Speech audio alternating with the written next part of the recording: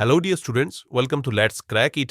Dear students, আজকের থেকে আমরা শুরু করতে যাচ্ছি আমাদের ত্রিপুরা টেট 1 অ্যান্ড 2 এর জন্য specifically English grammar, pedagogy and English প্যাডাগজির উপর ক্লাসেস। এবং আমাদের প্রথম যে সাবজেক্টটা রয়েছে সেটা হচ্ছে কনকর্ড।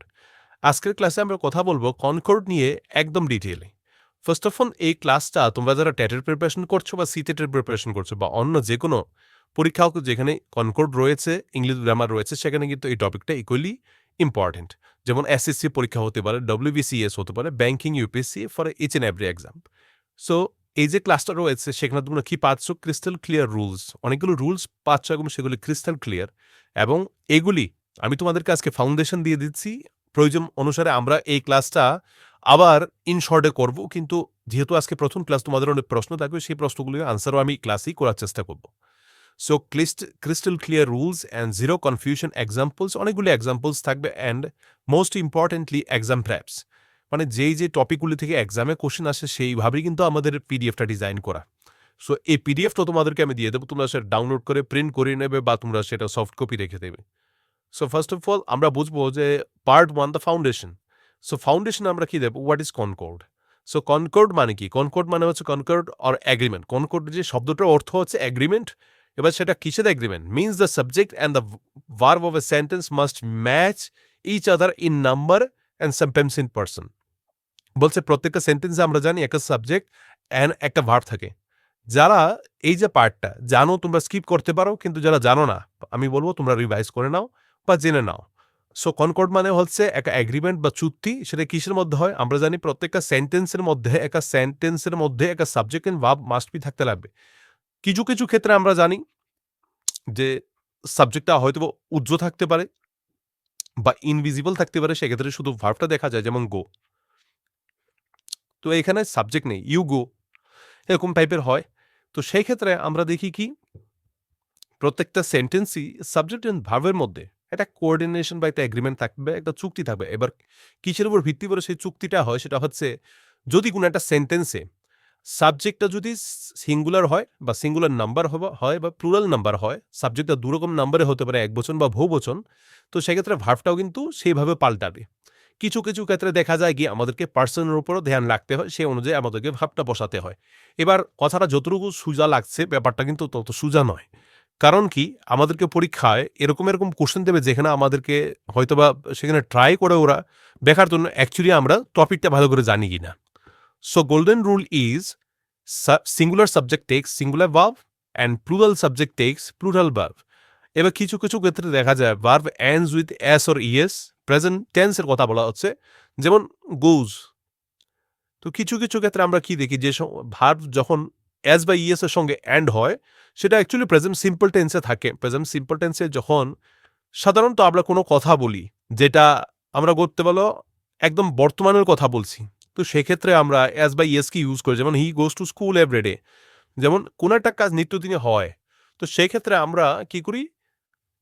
হি সি ইটের মাধ্যমে যখন আমরা সেটাকে এক্সপ্রেস করি, তখন তারা কি করে? তারা সেখানে ভার্বের সাথে এস বা ইএস নেয়। সেটা কিন্তু অন্য কারোর ক্ষেত্রে হয় না।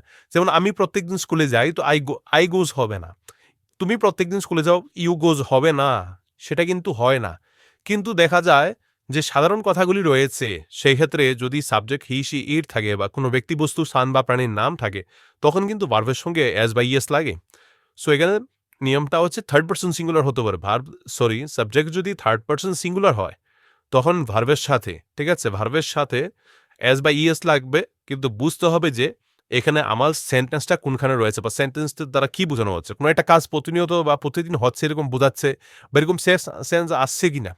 যেমন এখানে একটা এক্সাম্পল আমরা নিই, শি রাইটস ডেইলি, সে প্রত্যেকদিন লেখে। এই যে সেন্সটা যেটা প্রত্যেকদিন হয় এমন একটা কোনো কাজ বোঝানো, সেটার জন্যই আমরা সেখানে কি করি? যদি সাবজেক্ট হি সি ইট বা কোনো ব্যক্তি স্থান বা প্রাণীর নাম থাকে, তখন আমরা ভার্বের সঙ্গে এস অ্যাড বা ইএস অ্যাড করে দিই, সেটা কিন্তু বোঝার ক্ষেত্রে। কিন্তু দে রাইট ডেইলি এখানে কিন্তু হয়নি, যে কথাটা আমি তোমাদেরকে বলেছিলাম। আর আমি তোমাদেরকে একটা কথা বলি, যারা আমাদের এই কোর্সে আসছো বা তোমরা জয়েন করছো, তোমাদেরকে আমি স্পেসিফিকলি বলে দিচ্ছি, এই যে টপিকের উপর ক্লাস হবে, এইগুলো কিন্তু একটু ডিটেইলেই হবে। অনেক শর্ট করলে কিও স্টুডেন্টসরা বুঝতে পারে না, তাদের মধ্যে অনেক কনফিউশন থাকে, তাই আমি একটু ডিটেইলে আলোচনা করছি। সো তোমাদের যদি কোনো সংশয় থাকে তোমরা কিন্তু আমাদেরকে কমেন্ট বক্সে জানাবে, সেটা হোক এখানে তোমরা কমেন্ট করতে পারো, বা তোমরা হোয়াটসঅ্যাপে কমেন্ট করতে পারো, বা ব্যক্তিগতভাবে হোয়াটসঅ্যাপের নাম্বারে কমেন্ট করতে পারো, এবং তোমাদের যে কনফিউশন, তোমাদের যে রিভিউজ বা তোমাদের যে পয়েন্ট অফ ভিউ সেটা কিন্তু পুট করতে পারো। So why it's most important, but why it's important?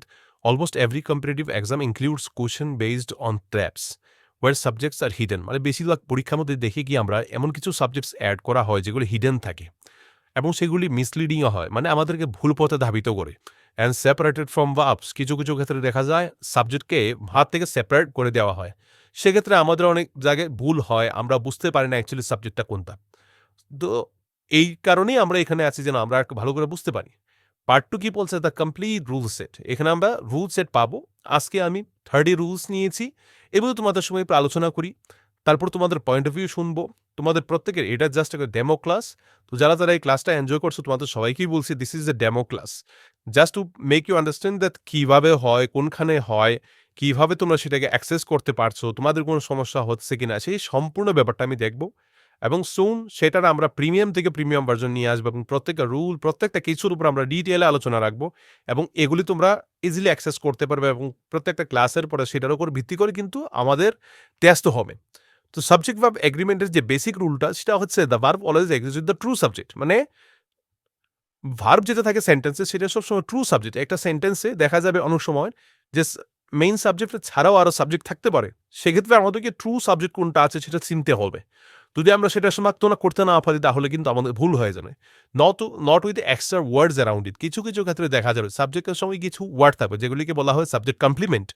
So অনেকেই আমরা সাবজেক্ট কমপ্লিমেন্ট যখন গ্রামার বইয়ে পড়ি তখন কিন্তু আমরা মানে সন্দেহে পড়ে যায় অ্যাকচুয়ালি সাবজেক্ট কমপ্লিমেন্ট কি। সাবজেক্ট কমপ্লিমেন্ট মানে হচ্ছে এমন কিছু শব্দ যেগুলি বলতে পারো সাবজেক্টকে বা তার সম্পর্কে বলতে আরো সহযোগিতা করছে, তার সম্পর্কে একটু ডিটেইল বা একটু এক্সট্রা ইনফরমেশন দিচ্ছে, সেগুলিকে সাবজেক্ট কমপ্লিমেন্ট বলা হয়। তোমরা বুঝতে যদি না পারো, কোথাও যদি কোনো সমস্যা, প্লিজ লেট মি নো। তো আমি সেগুলোর উপর তোমাদেরকে যখন আমরা ডাউট এন্ড সেশন রাখবো, ডাউট এন্ড ক্লিয়ারিফাই সেশন রাখবো, সেটার মধ্যে কিন্তু আমরা সেটা ক্লিয়ার করে নেব। যেমন the boy runs first. So এখানে রান কেন হলো না? দ্য বয় রান, কিন্তু যদি আমরা এখানে